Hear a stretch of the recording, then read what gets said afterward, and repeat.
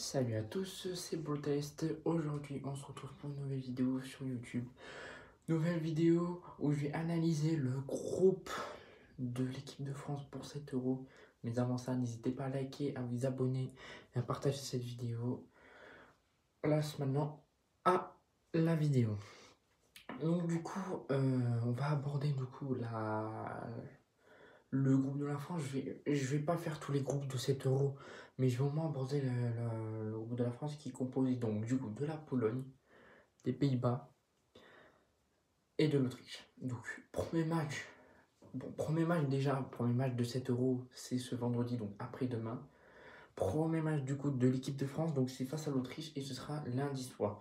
Bon, je vais quand même dire des mots sur ces équipes-là.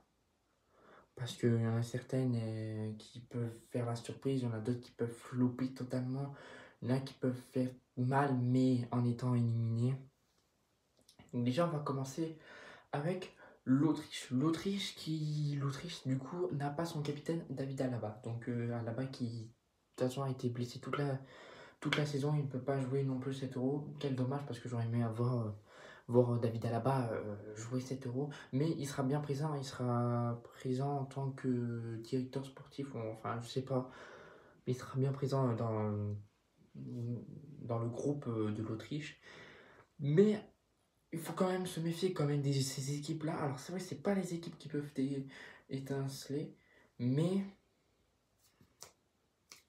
elles peuvent créer un petit couac. Comme la Hongrie qui nous avait fait mal quand même à l'Euro 2021. On se rappelle, on était dans le groupe de la mort. Ouais, on avait le Portugal, l'Allemagne.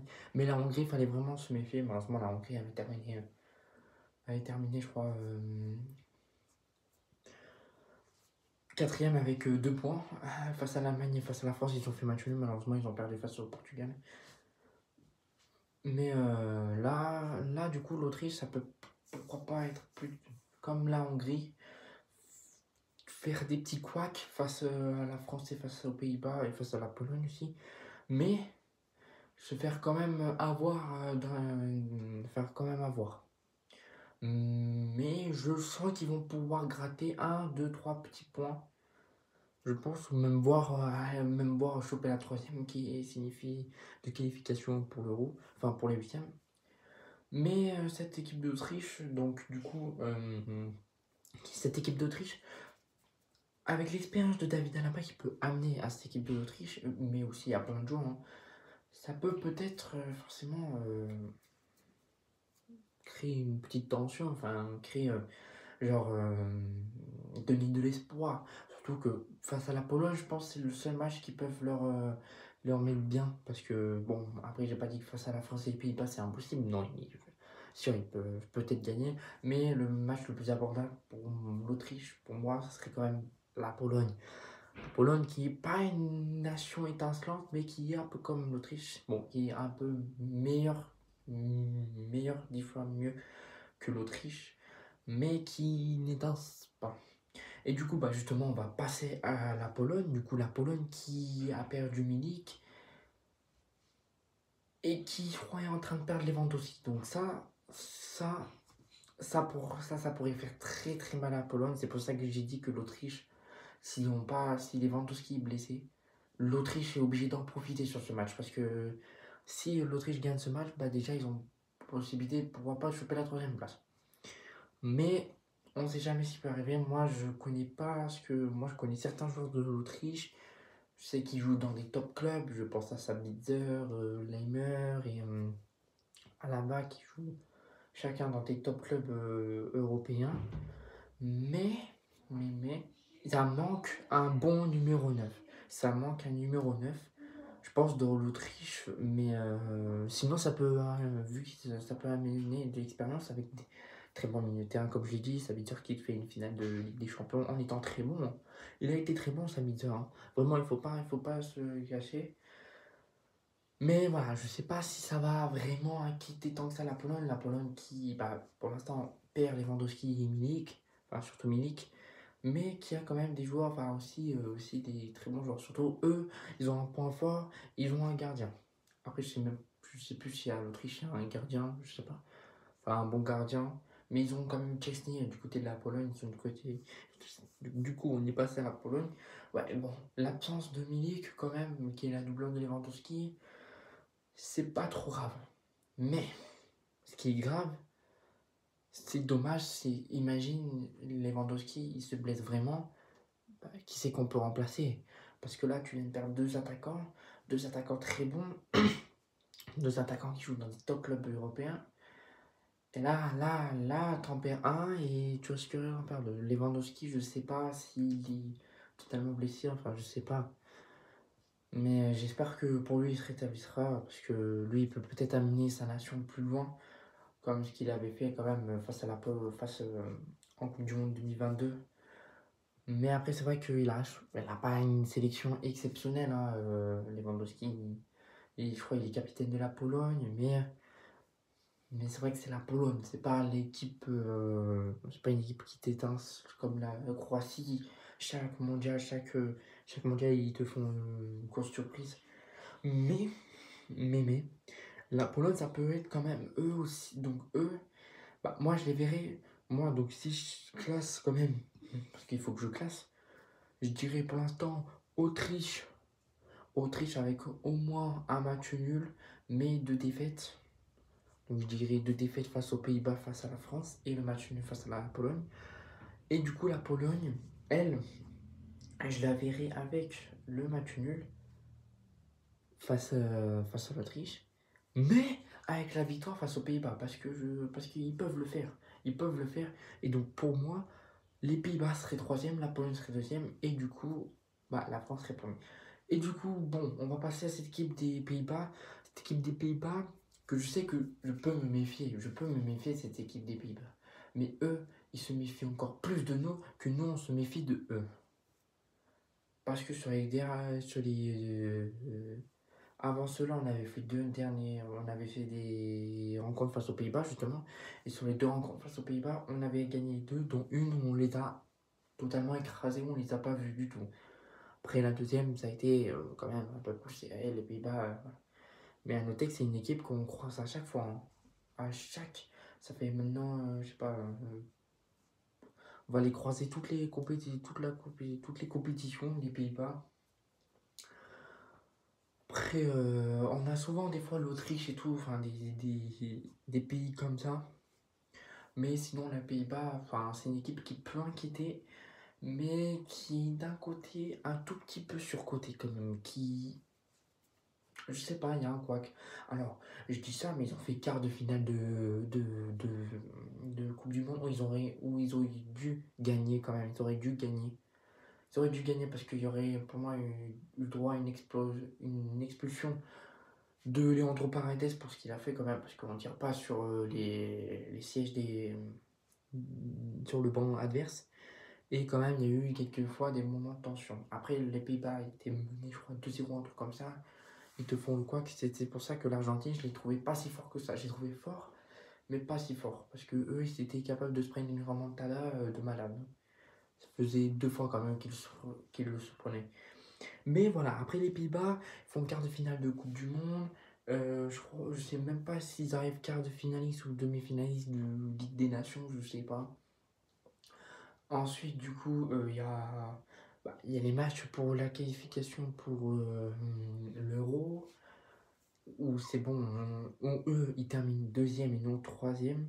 Enfin, nous premier, eux deuxième, avec 18 points. Bah, alors, c'est à cause des deux défaites face à la France qui font ça. Voilà, mais cette équipe de Pays-Bas, je les vois quand même aller troisième parce que il y a des joueurs de top classe, hein, les Xavi Simons, les Frimpong, des trucs comme ça. C'est une nation qui peut faire mal. Mais top joueur n'est pas top match. Ça, il faut pas se cacher. L'Euro, c'est quelque chose qui peut nous provoquer. C'est pas comme la Ligue des Champions, c'est vrai. Mais l'Euro, vu que j'ai constaté les matchs de notre groupe à l'Euro 2020, où il y avait la Hongrie quand même qui t'a chopé 2 matchs nuls face à l'Allemagne et face à la France. Voilà, qui a réussi à tenir vraiment ces deux équipes. Après, c'est vrai que c'était pas la France Prime, c'était pas la. Enfin, si, c'est quand même un peu la France qu'on attendait voir gagner l'Euro, hein. Je dis ça, je dis rien. Bon, on fait huitième de finale, mais après, Après, on dispute une finale de Coupe du Monde et voilà. Enfin, on gagne une Nation League juste avant et après, on fait une finale de Coupe du Monde. Et là, on revient à l'Euro où on est le statut de équipe favorite à gagner l'Euro. Donc là, oui, là, vous avez bien compris que là, je suis en train de parler de la France. Donc voilà, on passe à la France. On a fait les Pays-Bas, mais on passe à la France. La France, alors, on reste favori, mais à chaque fois, je sais pas si vous avez remarqué, à chaque fois, juste avant une compétition, ça fait 2 fois que ça se fait, hein, juste avant l'Euro ou juste avant les grandes compétitions majeures, la France fait pas de top match, fait pas des matchs excellents. Alors le Luxembourg, c'est vrai, on a fait un match excellent, mais Canada, bah, ça reste quand même, on a fait 0-0, ça reste comme ça, quoi. À un côté, c'était le Canada un peu plus haut, à un côté, c'était la France. Enfin, ça s'équilibrait. Et le dernier rassemblement, quand même, on a souffert, hein. Mérité de se prendre une bonne claque, hein. Moi, j'ai vu le match face à l'Allemagne.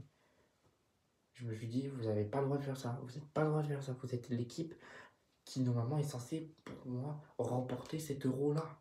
Remporter cet euro-là. Et du coup, et face au Chili, vraiment aussi, hein, vraiment, on a gagné 3-2. Bon, Luxembourg, ça nous a redonné un peu de peste, mais après, il y a le Canada. Donc, je sais pas, je sens favori, mais je sens pas cette équipe de France en fait. Je les sens favoris, mais d'un côté,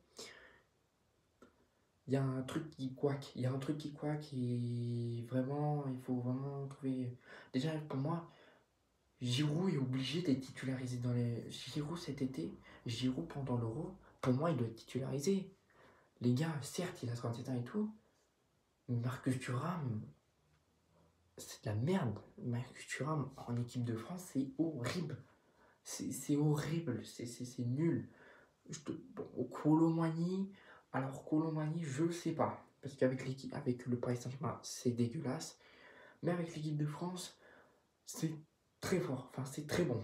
C'est très bon, il plante des buts avec l'équipe de France. Voilà. Donc en vrai, ou peut-être, alors moi, peut-être que je me donnerais peut-être pour la troisième option. Genre, tu mets Mbappé en pointe, tu mets Dembélé et tu mets Coman. Là, tu pourras avoir une attaque 100% offensif. 100% offensif, c'est ça que j'aime bien. Et genre Mbappé, pour moi, pour moi, je sais pas, il y en a qui ne le voient pas en tant que buteur. Mais moi, je sais pas, je l'aime bien quand il est dans l'axe, j'aime bien quand il est à ce positionnement-là. Je trouve qu'il a une très bonne qualité de finition. Il n'a pas la meilleure, mais il a une très bonne qualité de finition. Et il peut laisser quand même des espaces, enfin, le champ libre pour Coman et tout. Mais voilà, Didier Deschamps préfère mieux le mettre sur la gauche, car avant, il jouait quand même. Ah non, non, avant, il jouait quand même un peu dans l'axe. Kiki. Avec le Paris Saint-Germain, c'est depuis l'ère Enrique, bah, il joue à gauche, mais avant, il jouait complètement au centre, hein. C'était lui à la pointe, c'était lui en pointe. C'était personne d'autre. Et donc là, bon, après, c'est Didier Deschamps qui décide, c'est lui le sélectionneur, c'est lui qui décide de sa composition. Il y a un cas aussi que j'aimerais vraiment dire à Didier Deschamps, s'il te plaît, mets Saliba. Saliba, parce que crois-moi, lui il fait une saison exceptionnelle. Il a joué les 38 matchs de Arsenal cette saison. Les 38 matchs, les 38, que ce soit Ligue des Champions, Première Ligue, FA Cup, Carabao Cup, je sais pas, enfin Community Shield, il a joué et surtout, il était excellent. Il était excellent. Et pour moi, si Didier Deschamps ne le met pas titulaire, il le met plutôt remplaçant, bah, c'est un peu dommage. Parce il a la carrure, lui, d'un défenseur central. Ou pas Mécano, je dis pas qu'il n'a pas la carrure, mais, sa saison, elle est pof, et je crois qu'il n'a même pas joué. Enfin, je crois qu'il n'a pas tant joué que ça. Pour moi, je verrais une défense Konaté, Saliba, voilà. Koundé ou Klaus, je sais pas. Théo Hernandez, ça reste Théo Hernandez. Ou pire, partir sur une défense à 3, quoi. Tu mets Saliba ou pas Mécano, Konaté. Et tu mets Koundé et Théo Hernandez, je sais pas, mais au moins que tu fasses jouer Saliba. Saliba, lui, il a fait une saison avec Arsenal exceptionnelle en tant que défenseur central. Exceptionnel. Après, du coup, tu as le milieu de terrain. Alors là, le milieu de terrain, j'ai vu que pour le pour le premier match de l'équipe de France face à l'Autriche, il paraît que Youssouf Fofana serait titulaire avec N'Golo Kanté et Griezmann. Bon, pour moi, N'Golo Kanté et Antoine Griezmann, pour moi, c'est indispensable pour cet Euro, hein. Pour moi, il faut pas les mettre sur le banc et tout, hein. C'est indispensable. C'est indispensable. Mais en troisième milieu de terrain, pour moi, c'est Camavinga, les gars. C'est Camavinga. Camavinga le prouve avec le Real Madrid. Il le prouve avec le Real Madrid. Il est exceptionnel, Camavinga. Il fait des retours défensifs exceptionnels. Il a une bonne qualité de vitesse, une petite bonne qualité de dribble aussi, une qualité de frappe assez puissante quand même. Et je comprends pas pourquoi il n'est pas titulaire en équipe de France. Il doit être titulaire en équipe de France. T'imagines, t'as un milieu de terrain, Griezmann, Camavinga et N'Golo Kanté. Là, tu es bien. Là, tu es bien. Là, c'est le moment parce que Tchouaméni, c'est souvent lui qui est titulaire en équipe de France. Bah là, Camavinga, il faut qu'il prenne ce rôle. Pour moi, Camavinga doit jouer les matchs de l'Euro avec le milieu de terrain. Alors, face aux petites équipes, bon, je pense face à l'Autriche, peut-être que ça va être la deuxième équipe, je sais pas. Je sais pas ce qu'ils vont nous proposer, je sais pas. Mais, mais non, tu mets Youssouf Fofana, ok. Mais moi, je connais pas le vrai talent de Youssouf Fofana. Que celui de Camavinga, je le connais. Je le connais. Il est aussi fort, aussi en gardien.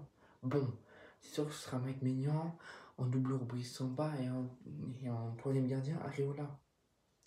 Déjà, je comprends pas pourquoi Areola il est là. Bon, il fait pas la meilleure décision avec West Ham, hein, quand même, hein. Il fait pas la meilleure décision avec West Ham. Et pourtant, tu as Lucas Chevalier quand même qui, je pense, a le rôle pour être ce troisième gardien. Ou le deuxième, parce que Brice Samba, c'est compliqué. C'est compliqué de le dire, Brice Samba. C'est compliqué. Du coup, il y a quand même certains joueurs qui auraient mérité plus une place en équipe de France que d'autres. Après, c'est Didier Deschamps qui le décide.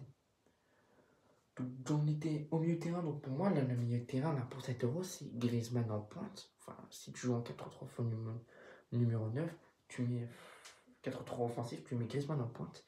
Et tu mets Kanté et Camavinga. Et là, ça peut être parfait. Et tu mets Mbappé, Dembélé ou Coman. Enfin, pour moi, en vrai, l'attaque, ça doit être Mbappé, Dembélé, Coman. Ça, pour moi, je pense que ce serait mieux. Ce serait le mieux. Et tu mets au milieu de terrain Griezmann, Camavinga et Kanté. En défenseur gauche, défenseur latéral gauche, ça reste Théo Hernandez. Défenseur latéral droit, bon, des fois ce sera Klose, des fois ce sera Koundé. Moi, ça ne me dérange pas, les deux, ils sont très bons. Et pourquoi pas en défenseur central, Konaté, Saliba.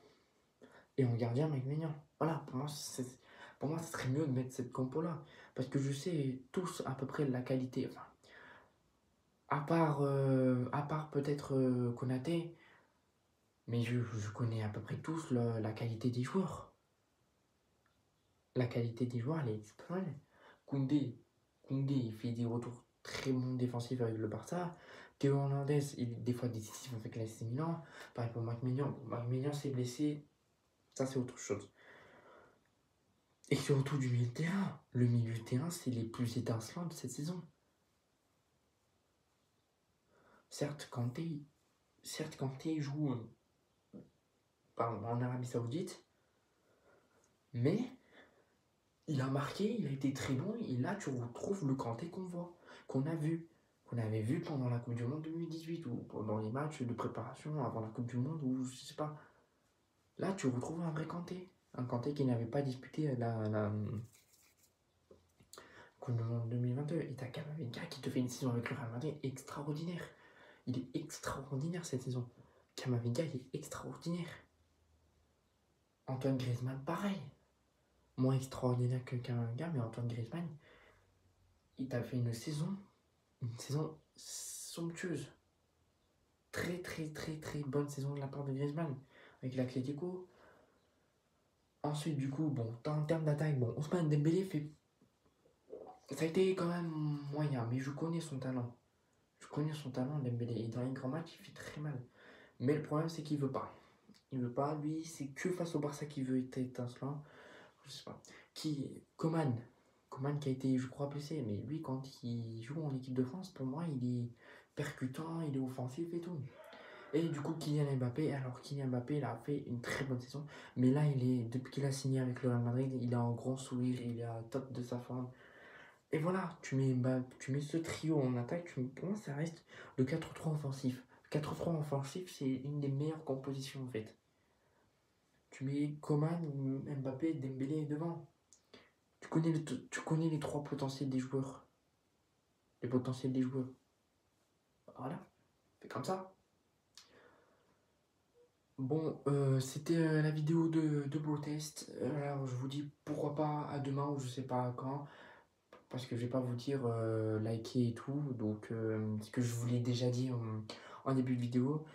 Mais merci pour ceux qui quand même mettent un petit commentaire dans le référencement de la vidéo. C'était Protest.